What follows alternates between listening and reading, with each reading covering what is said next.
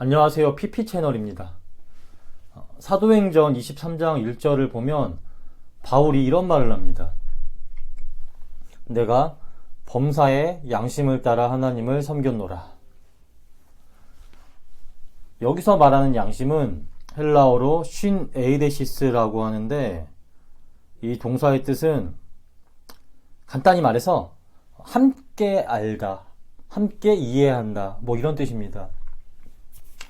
함께 안다는 말은 혼자만 안다는 게 아니라 어떠한 두 가지 이상의 존재나 대상이 같이 함께 안다는 그런 뜻이잖아요. 생각해 봅시다.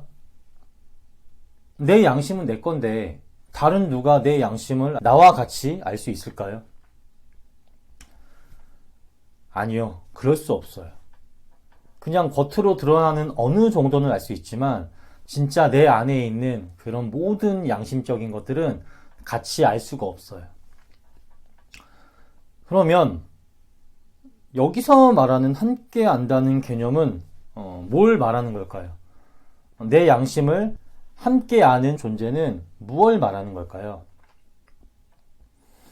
네, 이는 우리 안에 있는, 우리 인간 안에 있는 두 자를 말합니다.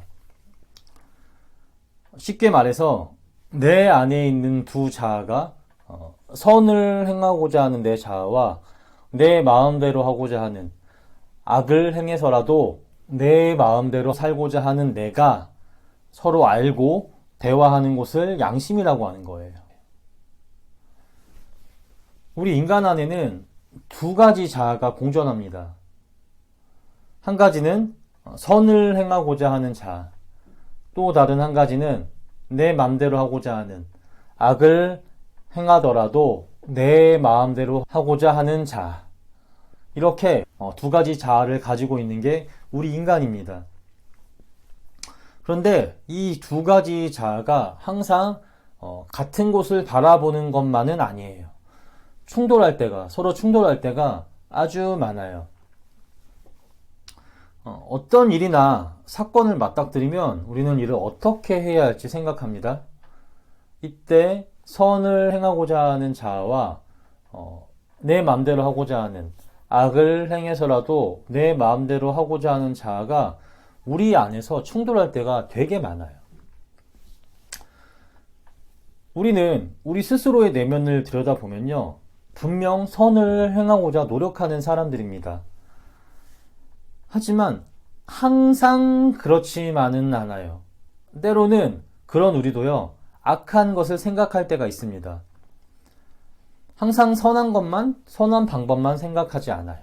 선한 생각을 함과 동시에 때로는 악하고 나쁜 생각을 할 때도 있습니다. 그렇죠? 이렇게 우리 인간의 자아는 이중적인 성격을 가지고 있습니다. 양심은 바로 이 두 자아가 공존하고 또 싸우는 전쟁터예요.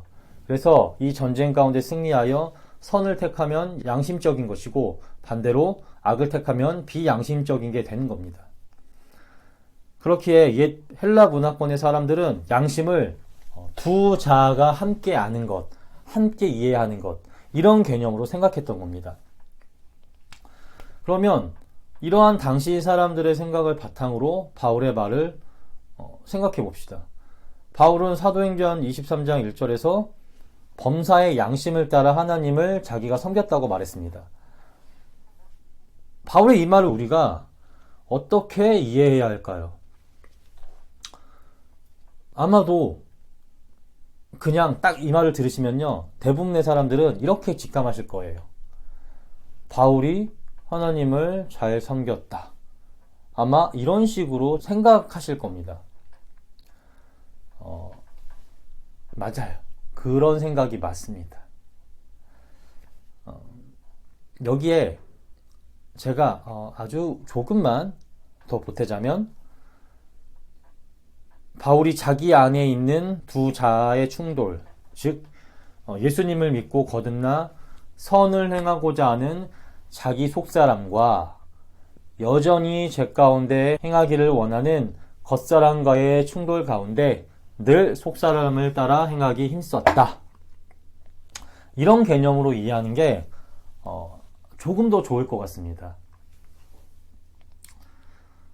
예수님을 믿으면 우리 인간은 구원받고 성령 안에서 다시 태어나게, 즉 거듭나게 됩니다. 그러므로 구원받은 우리의 믿음을 지키게 되고 또 성령께서 하나님의 뜻 안에서 살도록 인도하시죠. 그렇기에 예수님 믿고 구원받은 자의 양심은요, 더 좋아져요.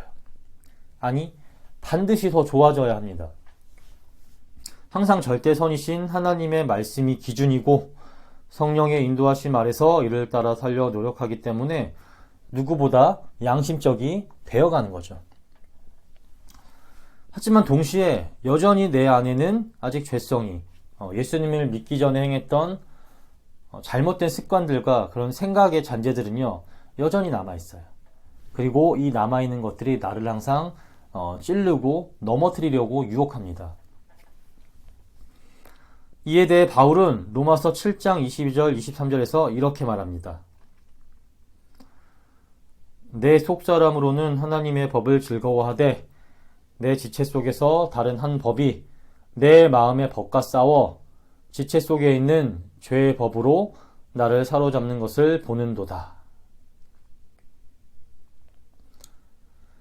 분명 나는 하나님의 뜻만을 따르고 싶은데 내 안에 있는 다른 한편에서는 하나님 없이 네 맘대로 하라고 죄를 지어서라도 그렇게 하라고 유혹하고 속삭입니다. 우리가 예수님 믿고 구원받았지만 이런 유혹들이 우리 안에 여전히 있잖아요. 그리고 때로는 이런 유혹에 흔들리기도 하잖아요. 이렇게 우리의 양심은요, 두 자아의 충돌이 일어나는 전쟁터입니다. 주의 뜻대로 살고자 하는 내 속사람과 여전히 죄 가운데 머물기 좋아하는 내 겉사람 간의 충돌이 늘 일어나는 전쟁터예요. 이 두 자아의 전쟁 가운데 우리 기독교인은 늘 승리하도록 힘써야 합니다. 이런 과정을 평생 동안 겪고 평생 동안 승리해 나가는 것이 바로 양심을 따라 바울처럼 하나님을 섬기는 거예요. 바울이 양심을 따라 하나님을 섬겼다고 하는 것은 바로 이 전쟁 가운데 늘 승리하도록 힘썼다는 말입니다. 하나님의 뜻을 따르고자 하는 속사람과 반대로 여전히 죄 가운데 거하길 좋아하는 겉사람의 충돌이 내 안에 있지만 그 가운데서 늘 하나님의 뜻을 기뻐하는 속사람을 따라 행하기 힘썼다는, 그렇게 예수님을 섬겼다는 말입니다. 너무나 당연한 말 같지만 이게 참 쉽지가 않습니다. 이렇게 사는 게요 생각보다 참 쉽지가 않아요. 아마 믿음을 가지고 이 세상을 살아가시는 분들은요 저의 이 말에 많이들 동감하실 겁니다. 바울도 그랬어요. 하나님을 양심적으로 섬기며 살았다 말했지만 이게 쉽게 된 것은 절대 아니었어요. 늘 힘겨운 전쟁 가운데 이루어냈던 승리였습니다. 로마서 7장 24절을 보면 바울의 이런 심정을요 우리는 느낄 수 있습니다. 제가 읽어드릴게요. 오호라, 나는 공고한 사람이로다. 이 사망의 몸에서 누가 나를 건져내랴. 바울은 하나님의 뜻을 따르고자 하는 속사람과 인간적인 삶을 살라는 겉사람과의 싸움 가운데 늘 힘겨운 전투를 벌였어요. 쉽지 않은 싸움이었습니다. 하나님의 뜻만 따르고 살려 다짐하는데도 불구하고 다른 한편의 내 자아는 틈만 나면 죄의 길로 가라는 유혹을 하는데 이걸 항상 이겨내기가 바울조차도 쉽지가 않았던 것 같습니다. 우리도 마찬가지예요. 살아가는 동안에 이런 싸움이 우리 안에서 늘 일어나요. 그런데 이걸 항상 이겨내기가 참 쉽지 않습니다. 범사에 양심을 따라 하나님을 섬긴다는 게요 정말 쉽지가 않아요. 항상 이기기는커녕 이기지 못하고 넘어질 때가 있어요. 아니, 넘어지고 또 넘어지기도 합니다. 어느 때는 내가 하나님의 뜻대로 살겠다고 분명히 다짐했는데도 불구하고 너무나도 쉽게 넘어지는, 너무나도 쉽게 유혹되는 내 자신이 싫어지기까지 할 때가 있어요. 무너지고 또 무너지는 우리 자신이요, 정말 싫어지기까지 합니다. 그러면 우리는 쉽지 않은 이런 싸움을 어떻게 이겨낼 수 있을까요? 어떻게 해야 승리하는 삶을 살 수 있을까요? 바울은 이에 대해 로마서 7장 다음에 연결되는 8장에서 이렇게 말합니다. 그건 오직 성령의 능력으로만 가능합니다.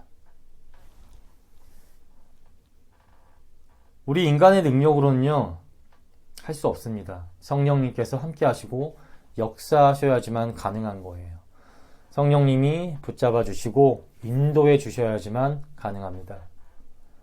그렇게 우리는 우리의 능력 되시는 성령 하나님께 늘 간구해야 돼요. 성령 충만하게 해달라고, 우리 육신의 생각이 아니라 하나님의 뜻에 따라, 말씀에 따라 살게 해달라고 성령님께 구해야 합니다. 그래야지만 우리 안에서 일어나는 싸움에서, 속사람과 겉사람 간의 싸움에서 승리하여 양심을 따라 하나님을 섬길 수 있습니다.